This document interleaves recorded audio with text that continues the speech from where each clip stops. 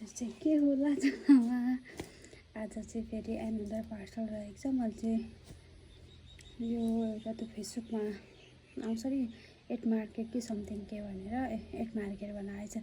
त्यो market something के भनेर त्यसबाट चाहिँ अर्डर गरेको थिएँ।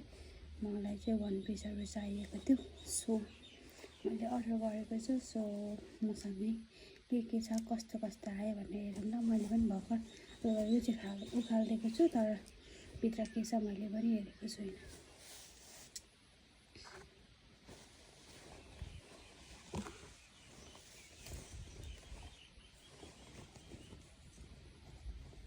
ला यो मलाई ठिक हुन्छ त गाइस।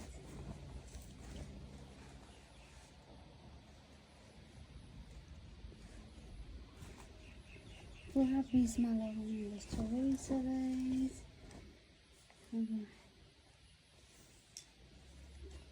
एडजस्टेबल वाला रहेछ, यहाँ चाहिँ बान्नेवाला रहेछ। कपडा त ठिकै छ, only 650 को guys. And another one,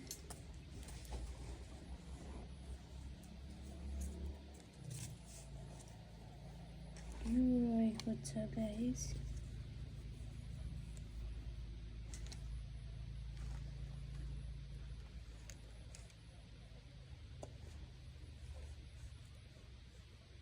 यो पनि ठिकै छ, only 350 को अन्त गाइस। प्राइस अनुसारको सामान ठिकै छ।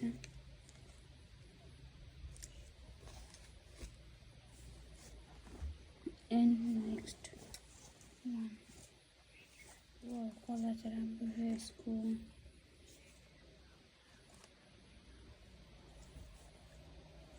ठिकै छ, सबै सिफनको कपडा रहेछ। पछाडि चाहिँ एडजस्टेबल वाला इलास्टिक रहेछ, राम्रै होला। यो सब चाइनिज हो के गाइस, मेड इन चाइना।